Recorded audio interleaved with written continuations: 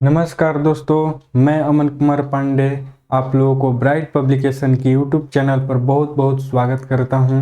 तो कैसे हैं आप सब? आशा करता हूं कि अच्छे होंगे आप सब, और उम्मीद करता हूं कि आप लोग चैनल को सब्सक्राइब कर लिए होंगे। यदि आप लोग चैनल को सब्सक्राइब नहीं किए हैं तो चैनल को सब्सक्राइब कर लें और बेल आइकन बटन को भी प्रेस कर लें, ताकि जितनी भी हमारे चैनल से पढ़ाई की नोटिफिकेशन हो आपको जल्दी से सबसे पहले आपके पास पहुंच सके। ठीक है, तो हम लोग आज लेकर आए हैं पेपर मॉडल पेपर 5। इसका हम लोग सॉल्व करेंगे। सेट नंबर 5 को हम लोग सॉल्व करेंगे। तो आइए हम लोग क्वेश्चन नंबर 1 देखते हैं, क्वेश्चन को सॉल्व करते हैं। क्वेश्चन क्या बोल रहा है? क्वेश्चन नंबर 1 हम लोग के सामने है बाबू, ध्यान से दीजिएगा। क्वेश्चन नंबर 1 बोल रहा है 225 को अभाज्य गुणनखंडों के गुणनफल के रूप में लिखा जा सकता है। 225 को अभाज्य गुणनखंडों के गुणनफल के रूप में लिखा जा सकता है। इस तरह के क्वेश्चन को हम लोग कैसे सॉल्व करेंगे? तो पहले हम 225 को अभाज्य गुणनखंड निकाल लें। चलिए 225 का निकालेंगे तो 2 से नहीं जाएगा, 3 से देख लेते हैं। तो 7 2 9, 3 से चला जाएगा तो 3 से, तो 3 7 21 और 3 5 15, 75 बार में। फिर देखें 3 से जाएगा 25, अब ये नहीं जाएगा, 5 से जाएगा तो 5। इसका क्या आ गया? 3 गुने 3 गुने 5 गुने 5। इसका गुणनफल रूप क्या आ गया कि 3 गुने 3 गुने 5 गुने 5। ऑप्शन नंबर ए सही हो गया। क्लियर है? ऑप्शन नंबर ए सही होगा। ठीक है, उम्मीद करता हूँ सारे बच्चे को समझ में आ गया होगा। चलिए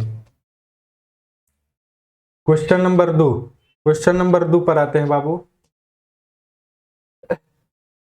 2 नंबर क्वेश्चन बोल रहा है, 2 नंबर क्वेश्चन कि 130 तथा 420 का महत्तम समापवर्तक 10 दिया है।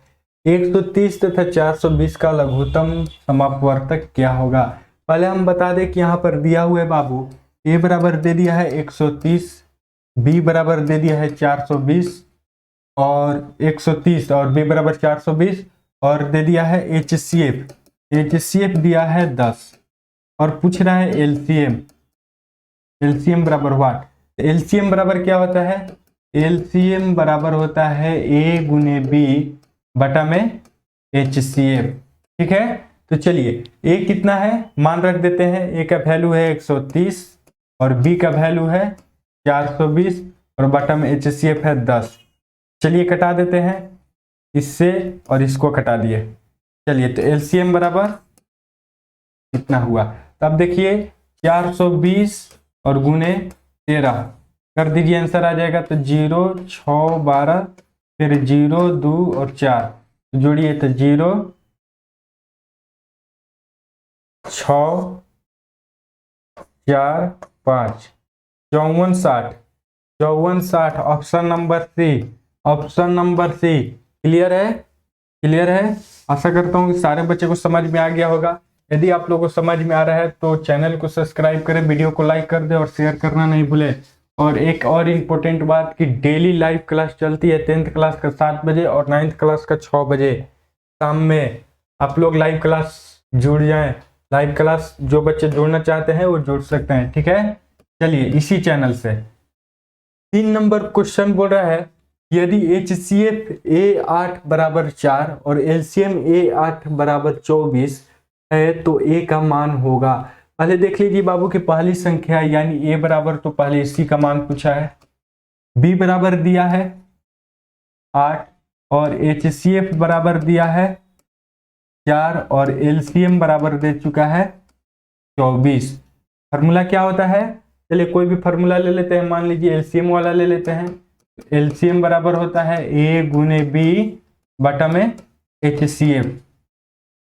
LCM कितना दिया हुआ है? 24 बराबर A कितना दिया हुआ है? A निकालना है, A नहीं दिया है।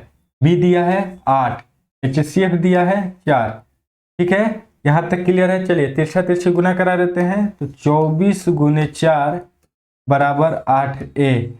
A बराबर हो जाएगा 24 गुने 4 बटा में 8। 8 से 24 को कटा दीजिए तो 8 के 24। A बराबर 3 गुने 4 यानी 12 ए बराबर 12, ऑप्शन नंबर सी। क्लियर है, सारे बच्चे को समझ में आ गया। चलिए आते हैं नेक्स्ट क्वेश्चन पे। Question number 4। Question number 4 number question बोला है कि यदि एक धनात्मक संख्या 4q+1 के रूप का है तो यह संख्या निम्न में से क्या है?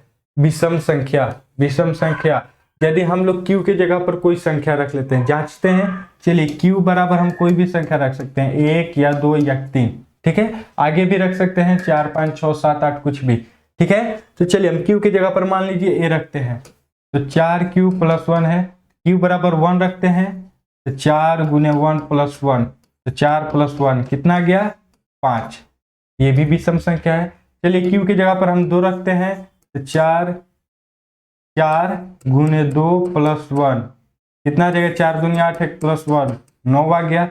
ये भी विषम संख्या है। इसी तरह से हम q बराबर कुछ भी संख्या रखेंगे तो ये किस रूप में आएगा?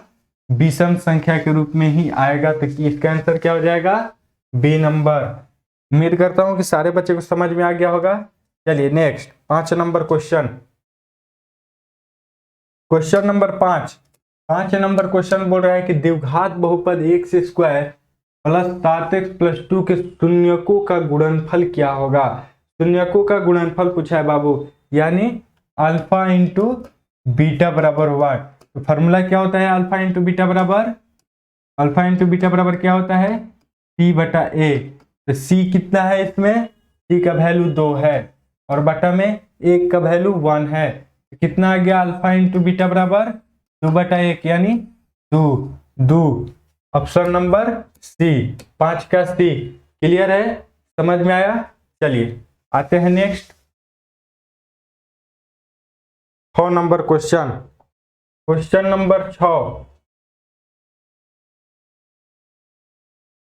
नंबर क्वेश्चन बोल रहा है यदि शून्यकों का योग तथा गुणनफल क्रमशः 3 और -2 हो तो द्विघात बहुपद क्या होगा? देख लीजिए बाबू, पहले तो दे दिया है अल्फा प्लस बीटा, यानी शून्यकों का योग दिया है 3 और अल्फा इंटू बीटा दे चुका है -2, यानी शून्यकों का गुणनफल भी दे चुका है। तब पूछ रहा है कि द्विघात बहुपद क्या होगा। तो हम लोग जानते हैं कि द्विघात बहुपद निकालने का सूत्र क्या होता है? x² - alpha plus beta into x plus alpha into beta. Clear है यहाँ तक? चलिए तो x² minus alpha plus beta कितना है? 3x plus alpha into beta कितना है? -2। x² - 3x और -2 आ गया। x² - 3x -2, x² - 3x -2, option number सी होगा सी। क्लियर है? क्लियर, समझ में आ गया आप लोग को? चलिए, यदि पढ़ाई समझ में आ रही है तो वीडियो को लाइक कीजिए, चैनल को सब्सक्राइब कीजिए और दोस्तों के पास शेयर भी कीजिए। चलिए 7 नंबर क्वेश्चन अधूरा है, इसमें आकृति ही नहीं दिया है। चलिए 8 नंबर क्वेश्चन पर आते हैं। क्वेश्चन नंबर 8 नंबर क्वेश्चन बोल रहा है कि समीकरण युग्म 2x + 3y + 4 = 0 तथा 4x - 5y + 6 = 0 का हल होगा। क्या होगा? इस तरह के क्वेश्चन को हम लोग कैसे सॉल्व करते हैं, आइए हम पहले लिख लेते हैं a1/a2, b1/b2 और c1/c2। ठीक है, चलिए इसको तो हम लोग लिख लिए। अब क्या है कि वैल्यू निकाल लीजिए। a का मान ये होता है a1 का, a2 का मान ये है, b1 का मान ये है, b2 का मान ये है, c1 का मान ये है और c2 का मान ये है। चलिए मान रखते हैं। a1 कितना है? 2, a2 कितना है? 4, b1 कितना है? +3, b2 कितना है? -5, c1 कितना है? 4 और c2 कितना है? 6। एक कटा दीजिए, जो कटने वाला है तो ये कट जाएगा 2, ये नहीं कटेगा, ये कटेगा 2/3। चलिए कितना आ गया? 1/2, 3/-5 और 2/3, तीनों बराबर नहीं है। चलिए a1/a2 बराबर नहीं है, b1/b2 बराबर नहीं है, c1/c2 ये बराबर नहीं है। तो क्या होता है? प्रतिच्छेदित रेखाएं होती है। जब प्रतिच्छेदित रेखा होती है तो क्या होता है? अद्वितीय हल होता है। Option number A. क्लियर है? चलिए इसके आगे आते हैं क्वेश्चन नंबर 9। 9 नंबर क्वेश्चन लेकर आते हैं। 9 नंबर बोल रहा है कि समीकरण युग्म y बराबर 0 और y बराबर -5 का हल होगा। इसका हल होगा दो हल होंगे। क्लियर है? चलिए 10 नंबर क्वेश्चन पर आते हैं। यहां तक सारे बच्चे को समझ में आ रहा है? पढ़ाई यदि समझ में आ रहा है तो लाइक कीजिए, शेयर कीजिए, चैनल को सब्सक्राइब कीजिए, अपने दोस्तों के पास शेयर भी कीजिए। चलिए 10 नंबर क्वेश्चन सामने है। 10 नंबर क्वेश्चन है कि समीकरण 4x - 2y + 9 बराबर 0 और 3x - y + 12 बराबर 0 के द्विघात बराबर 0 के द्वारा निरूपित रेखाएं हैं। चलिए सेम टू सेम वो उसी तरह से क्वेश्चन है जो हम लोग पिछले सॉल्व किए थे। हम लोग का फर्स्ट काम क्या है कि लिख लेंगे a1/a2, b1/b2 और c1/c2। लिख लिए? यहां तक हम लोग लिख लिए। चलिए अब मान को बैठा देते हैं। a1 ये है और a2 ये है। a1 कितना हो गया 6 और a2 कितना हो गया 3। b1 ये है और b2 ये है। तो b1 कितना है -2 और b2 कितना है -1। c1 कितना है 9 और c2 कितना है 12। 9 और ये 12 कटेगा तो कटा दीजिए। ये 2 और ये माइनस से माइनस खत्म। ये कटा दीजिए 3 चौके 12 और 3 3 9। तो 2 बराबर नहीं है 3/4, यानी a1/a2 बराबर है b1/b2 और बराबर नहीं है c1/c2, यानी ये रेखा क्या है समानांतर रेखा है। चलिए ये क्या है समानांतर है। समझ में आया? वैसे रहती है तो क्या होता है समानांतर होता है। सारे बच्चे को समझ में आ गया? चलिए उम्मीद करता हूं कि सभी बच्चे को समझ में आ गया होगा। चलिए 11 नंबर क्वेश्चन। 11 नंबर क्वेश्चन बोल रहा है यदि x + 3y = 5 तथा 2x - y = 3 तो x का मान क्या होगा। x का मान पूछा है बाबू। तो चलिए समीकरण 1 को देखते हैं। समीकरण 1 क्या है x + 3y = 5 और समीकरण 2 क्या है 2x - y = 3। तो चलिए हम क्या करेंगे इस तरह के क्वेश्चन को x और x का मान या y के मान को हम लोग बराबर कर दे। चलिए तो हम x के मान को बराबर कर देते हैं या y के मान को, चलिए हम y के मान को बराबर करते हैं। तो y को मान को बराबर करने के लिए क्या करें, कोई भी मान हम बराबर कर सकते हैं। ठीक है, समीकरण 1 गुने 1 माइनस समीकरण 2 गुने 3। ठीक है, माइनस नहीं प्लस कर देते हैं। ठीक है, चलिए y का वैल्यू निकालेंगे तो हम लोग प्लस करेंगे, माइनस नहीं करेंगे। ठीक है, चलिए समीकरण 1 में 1 से गुना करेंगे तो सेम टू सेम रह जाएगा। समीकरण 2 में 3 से गुना करेंगे तो कितना हो जाएगा, ये 5x - 3y = 9। चलिए माइनस नहीं है प्लस है तो चलिए ये कट गया प्लस माइनस, इसको जोड़ दीजिए 7x और इसको जोड़ दीजिए तो 14। x बराबर कितना आ गया 14/7, कटा दीजिए 2। x बराबर 2, ऑप्शन नंबर सी 11 का ऑप्शन नंबर सी। सारे बच्चे को समझ में आ गया। चलिए नेक्स्ट आगे बढ़ते हैं 12 नंबर क्वेश्चन पे। 12 नंबर क्वेश्चन पर आते हैं बाबू। 12 नंबर क्वेश्चन बोला है कि यदि x बराबर 2 तथा y बराबर 3 समीकरण 2x + y = k का हल हो तो k का मान क्या होगा। देखिए x का भी मान दे दिया है और y का भी मान दे दिया है और समीकरण भी दे चुका है और पूछा है k का मान क्या होगा। तो x और y का मान समीकरण में रख दीजिए। चलिए 2x + y = k। x का मान कितना है 2, तो 2 × 2 + y का मान कितना है 3 = k। तो 4 + 3 = k। तो k बराबर कितना आ गया 7। k बराबर 7, option number D. Option number D सही होगा। क्लियर है।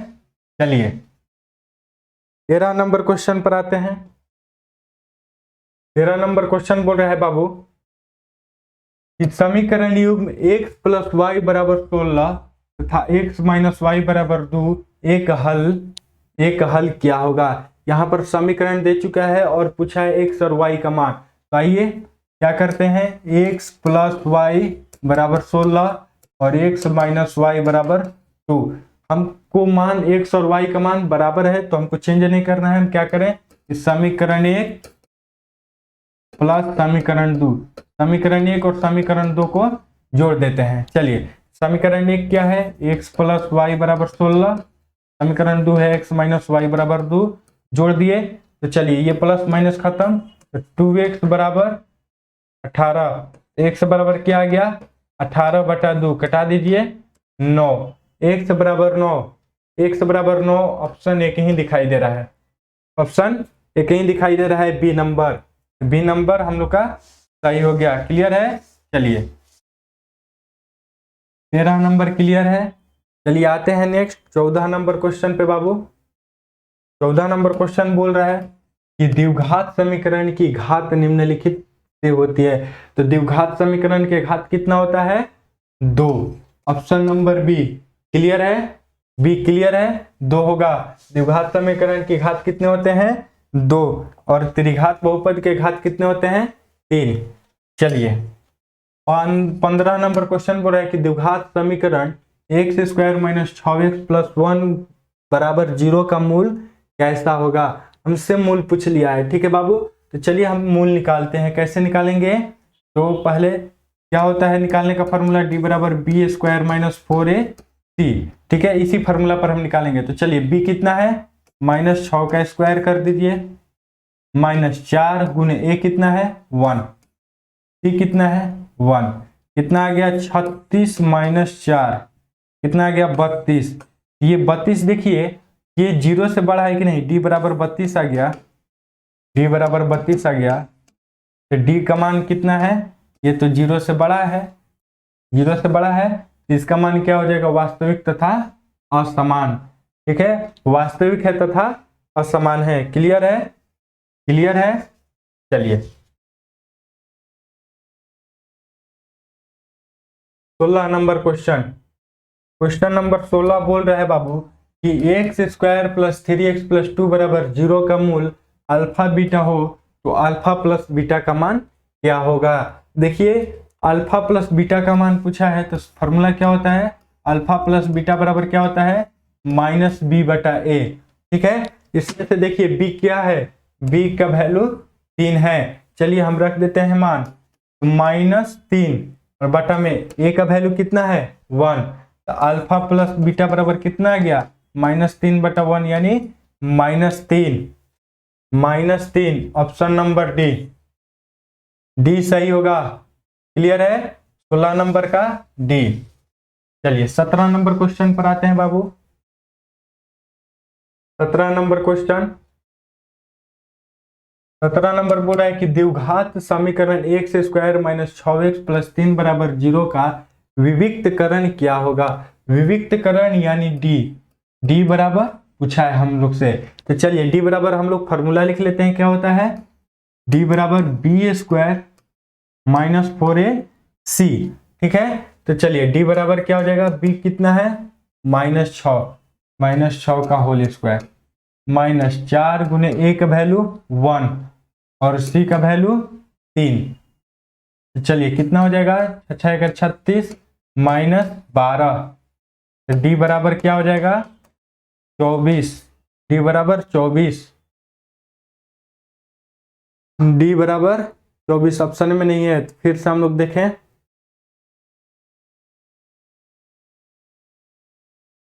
फिर से हम लोग एक बार सॉल्व कर लेते हैं बाबू कि कहीं गलत तो नहीं किए हैं। डी बराबर बी स्क्वायर माइनस 4ac, तो डी बराबर बी का मान है 6, तो -6 का स्क्वायर कर दिए, 4a का वैल्यू 1 और c, तो 36 और -4 3 12 24 हम लोग का सही है। ऑप्शन नहीं है इसलिए हम लोग का आंसर क्या होगा 24 होगा, ठीक है, 24 होगा आंसर, ठीक है। चलिए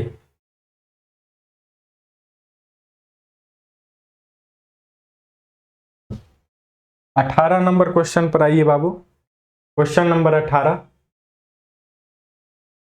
18 नंबर बोल रहा है कि यदि द्विघात समीकरण का कोई वास्तविक मूल नहीं हो तो निम्न में से कौन सत्य है। कोई वास्तविक मूल नहीं हो तो निम्न में से कौन सत्य है?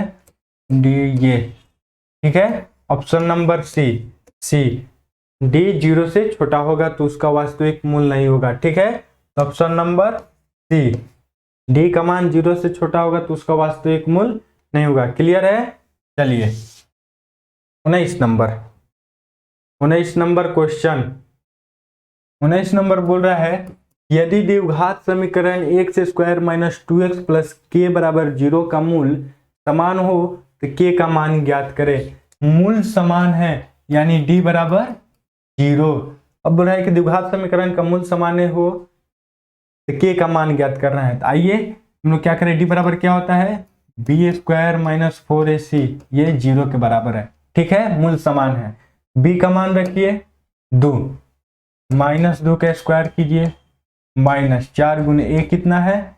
ए का वैल्यू 1 है। सी कितना है? सी के है, बराबर 0। 2 का स्क्वायर कीजिएगा तो 4, माइनस 4 के बराबर 0।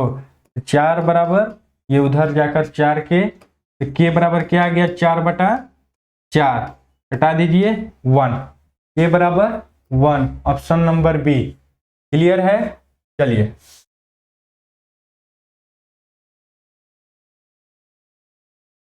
20 number question.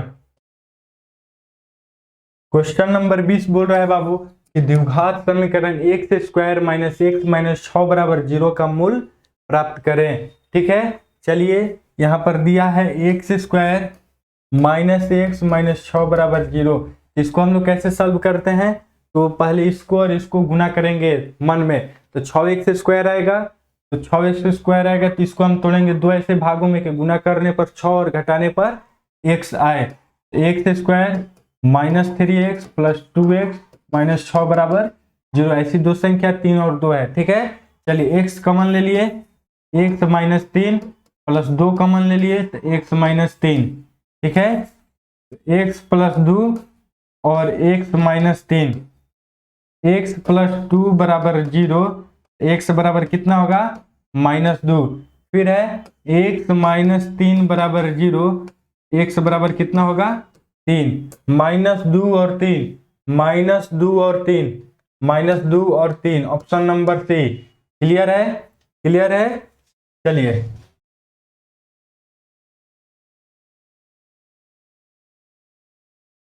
Question number 21। Question number 21 बोल रहा है बाबू कि प्रथम पद ए तथा सारवंत डी वाला एपी का एनवा पद है।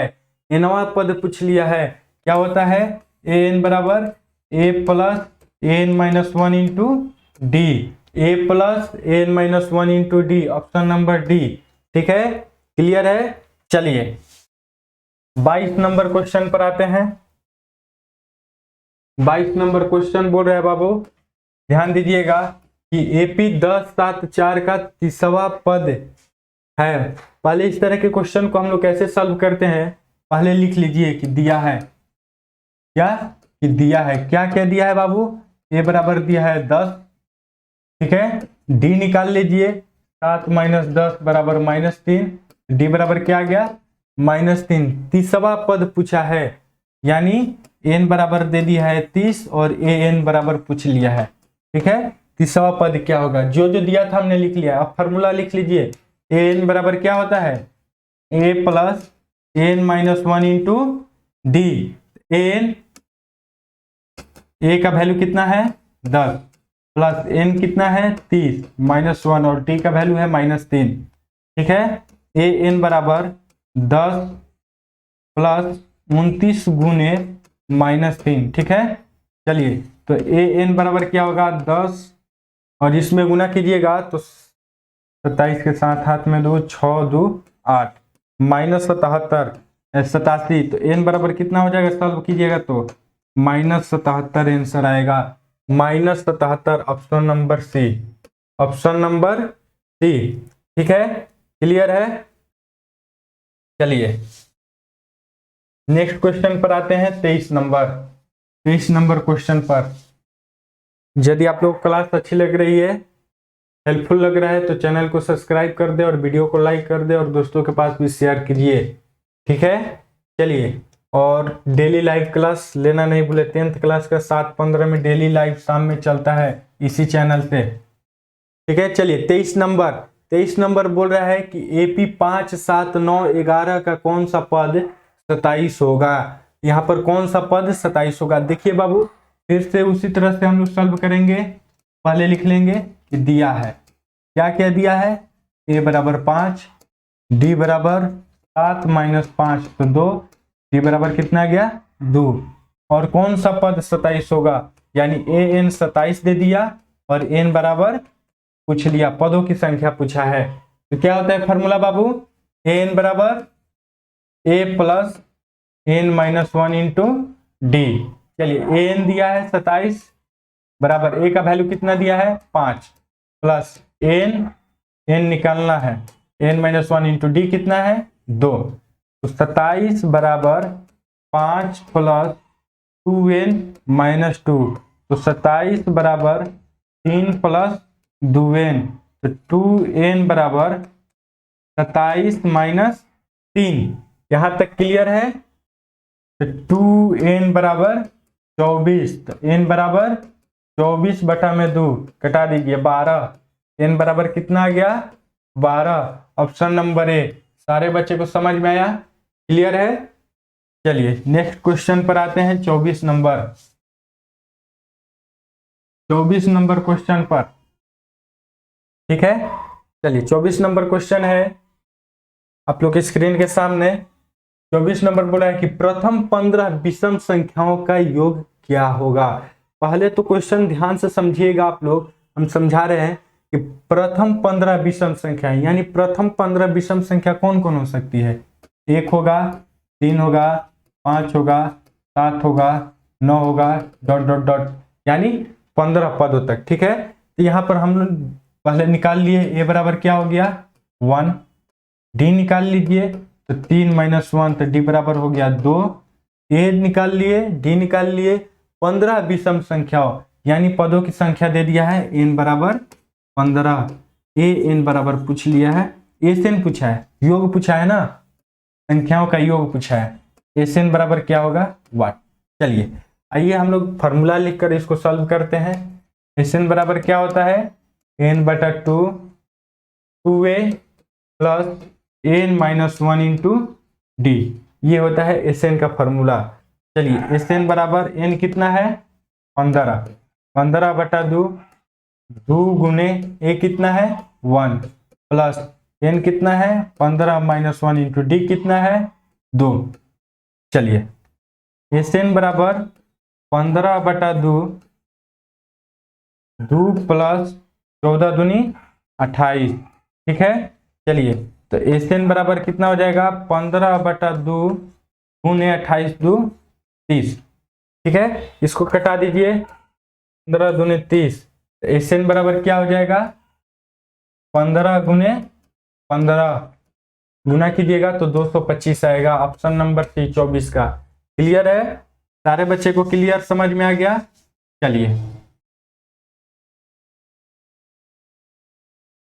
चलिए आते हैं 26 नंबर क्वेश्चन, 25 नंबर क्वेश्चन।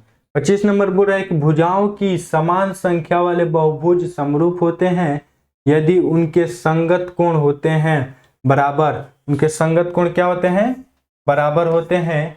तो भुजाओं की समान संख्या वाले बहुभुज समरूप होते हैं यदि उनके संगत कोण क्या होते हैं बराबर होते हैं, ठीक है।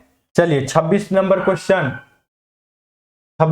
क्वेश्चन बोल रहा है किसी त्रिभुज में एक भुजा के समानांतर खींची गई रेखा अन्य दो भुजाओं के समान अनुपात में विभाजित करती है। ऑप्शन नंबर ए, समान अनुपात में विभाजित करती है। यहां तक क्लियर है।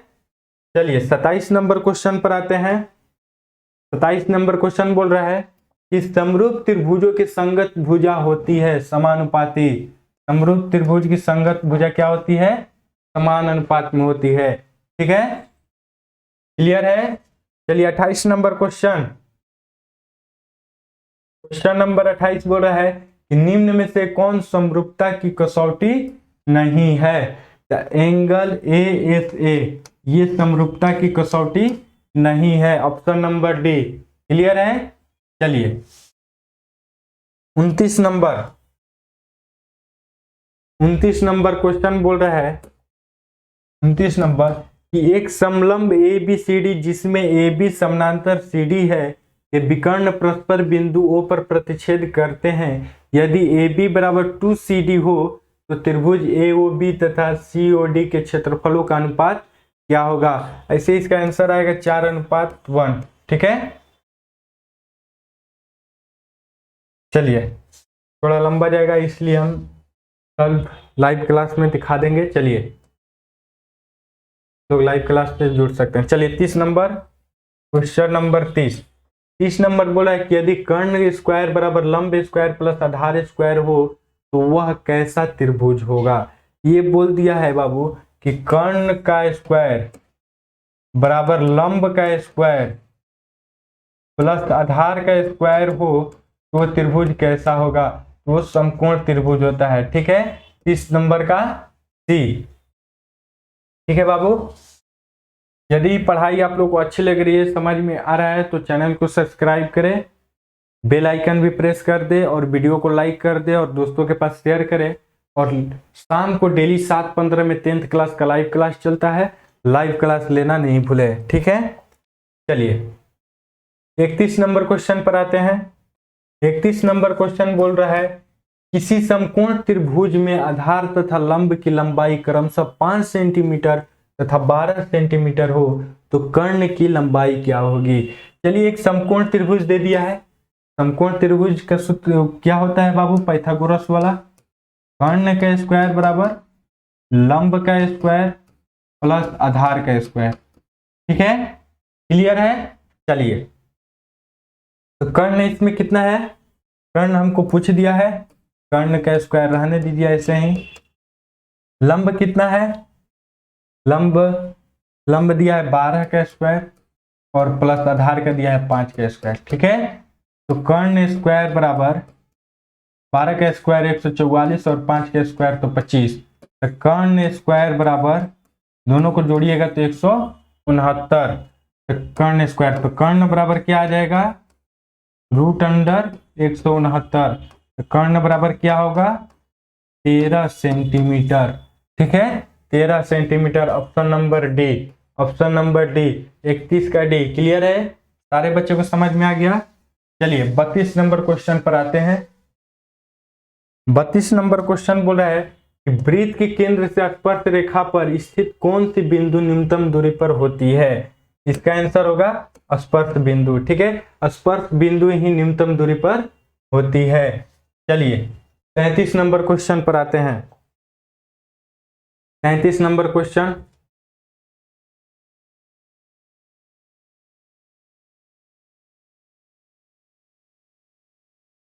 चलिए 33 नंबर क्वेश्चन है, आप लोग के सामने है। चलिए 33 नंबर क्वेश्चन बोल रहा है कि वृत्त के व्यास के सिरों पर खींची गई स्पर्श रेखा में क्या संबंध है? यदि ये वृत्त है, चलिए, और इसके व्यास है, मान लीजिए कोई ये व्यास है, तो इस पर वृत्त के व्यास के सिरों पर, चलिए ये सिरों, दोनों सिरों पर खींची गई स्पर्श रेखा पर क्या संबंध है? यानी ये क्या है? दोनों स्पर्श रेखा समानांतर है, ये समानांतर है। ठीक है, क्लियर है? समझ में आया? चलिए 34 नंबर क्वेश्चन, क्वेश्चन नंबर 34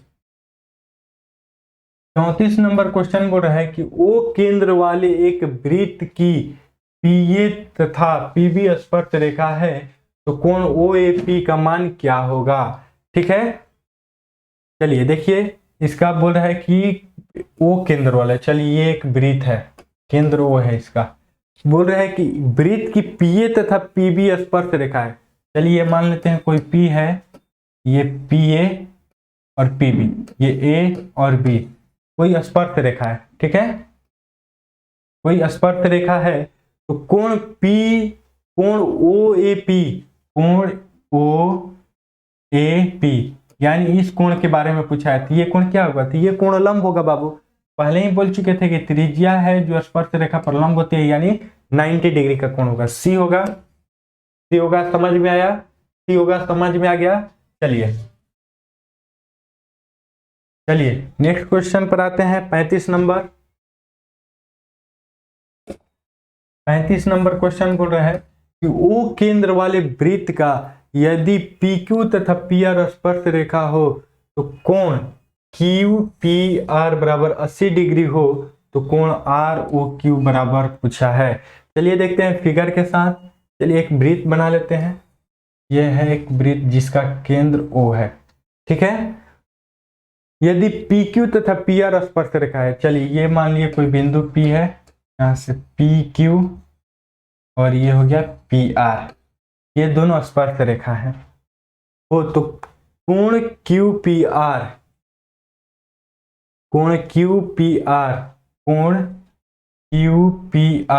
यानी ये कितना दिया हुआ है 80 डिग्री, ठीक है।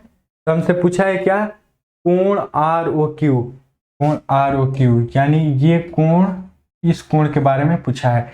ये हो जाएगा 90 डिग्री और ये हो जाएगा 90 डिग्री, ये तो पता ही है। और ये 90 डिग्री क्यों हुआ, क्योंकि स्पर्श रेखा और त्रिज्या पर क्या होती है, लंब होता है। स्पर्श रेखा त्रिज्या पर लंब होती है, ठीक है। तो चलिए ये दोनों, तो ये 90 डिग्री और ये भी 90 डिग्री और इसको मान लिए x। अब बताइए कि ये चतुर्भुज हो गया PQOR, चतुर्भुज हो गया। चतुर्भुज की चारों कोणों का योग कितना डिग्री होता है 360 डिग्री, ठीक है। तो चलिए हम चारों भुजाओं का योग करते हैं। तो 80 + 90 + x + 90 बराबर 360, क्लियर है। चलिए हम सबको जोड़ देते हैं। तो x प्लस कितना हो जाएगा 80 या 90 और 17 17 और 9 26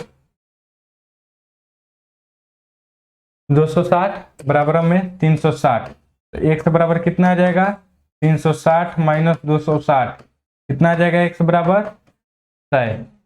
x बराबर कितना आ गया 100 डिग्री। x बराबर कितना हो गया 100 डिग्री, क्लियर है। सारे बच्चे को समझ में आ गया। चलिए नेक्स्ट आते हैं 36 नंबर क्वेश्चन। 36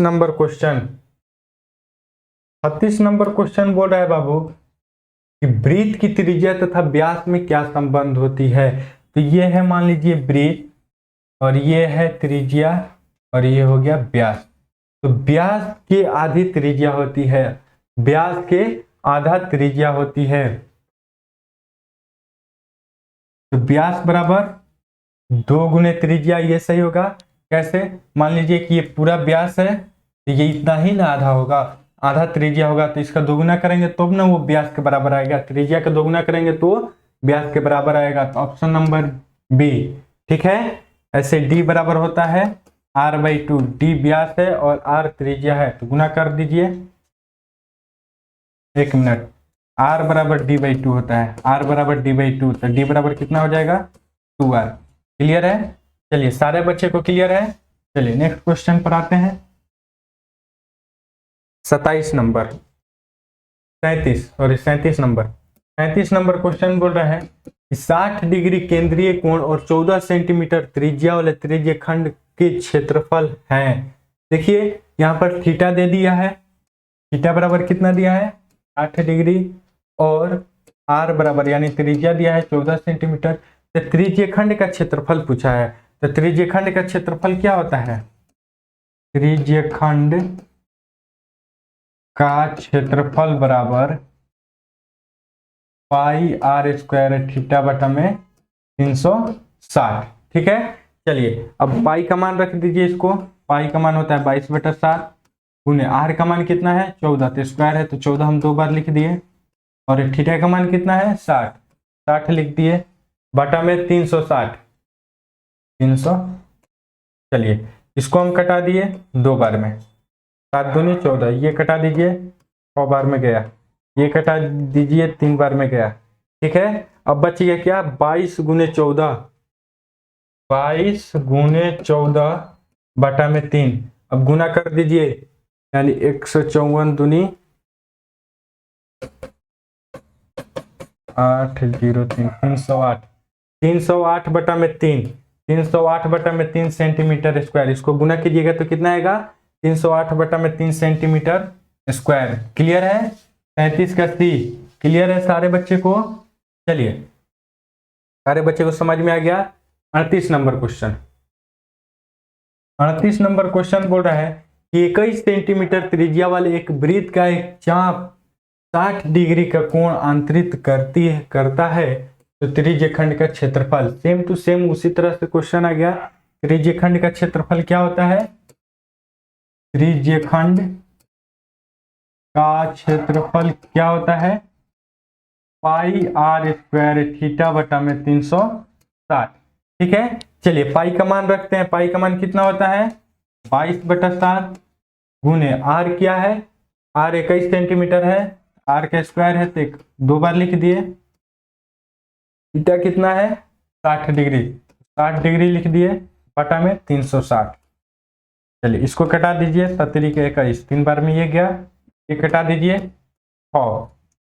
अब ये कटा दीजिए 3 दूनी 6, ये कटा दीजिए 11, बच क्या गया? 11 गुने 21 गुना कीजिएगा तो 231 centimetre square, option number B. Clear है? चलिए सारे बच्चे को समझ में आ गया। चलिए 39 नंबर क्वेश्चन पर आते हैं। क्वेश्चन नंबर 39 नंबर क्वेश्चन है कि 7 सेंटीमीटर त्रिज्या वाले अर्धवृत्त का क्षेत्रफल क्या होगा? 7 सेंटीमीटर त्रिज्या वाले अर्धवृत्त का क्षेत्रफल क्या होगा? आर दिया हुआ है और आर बराबर कितना दिया है? 4 सेंटीमीटर, और हमसे पूछा है अर्धवृत्त का। तो वृत्त का क्षेत्रफल क्या होता है बाबू? वृत्त का क्षेत्रफल बराबर कितना होता है? पाई आर स्क्वायर। तो यहाँ पर अर्धवृत्त कहेगा, अर्धवृत्त कर देगा, अर्धवृत्त यानी आधे वृत्त का तो बटा में 2 कर देंगे। चलिए तो अर्धवृत्त का क्या हो जाएगा? अर्धवृत्त का क्षेत्रफल क्या हो जाएगा? 1/2 पाई आर स्क्वायर। क्लियर है? तो चलिए इसको में मान रख दीजिए, 1/2 पाई का मान कितना हो जाएगा? 22/7 गुने आर का मान कितना है? 7। इस 7 से ये 7 खत्म, ये 2 से कटा दीजिए 11, 11 7 77 centimetre square, option number A. Option number A. Clear है? क्लियर है? चलिए 39 नंबर सारे बच्चे को समझ में आ गया। चलिए 40 नंबर क्वेश्चन। 40 नंबर क्वेश्चन बोल रहा है कि यदि वृत्त की कोई जीवा वृत्त की त्रिज्या के बराबर हो तो केंद्रीय कोण का मान क्या होगा? यदि कोई, ये देखो ये कोई वृत्त है, इसकी कोई त्रिज्या है, त्रिज्या मान लीजिए ये है, और बोल रहा है कि यदि वृत्त की कोई जीवा वृत्त की त्रिज्या के बराबर है। चलिए कोई जीवा है, मान लीजिए कि इसके बराबर है, तो कोण का मान क्या होगा? 60 डिग्री। ठीक है, 60 डिग्री होगा। कितना डिग्री होगा? 60 डिग्री होगा, ऑप्शन नंबर सी। क्लियर है? तो ये सेट नंबर 5 और इसका सेट नंबर 5 का भी आज हम लोग सोल्यूशन कर दिए, कंप्लीट हो चुका है। तो कैसी लगी क्लास? यदि क्लास आप लोगों को अच्छी लगी तो चैनल को सब्सक्राइब करें, बेल आइकन बटन भी प्रेस कर दे और अपने दोस्तों के पास ज़्यादा से ज़्यादा शेयर करें। ठीक है, और एक इम्पोर्टेंट बात कि आप लोग को डेली लाइव क्लास भी चलती है 7 बजे 10th क्लास का, तो उसमें से आप जुड़ना चाहें तो जुड़ सकते हैं। तो बस आज के लिए इतना ही। जय हिंद, जय भारत।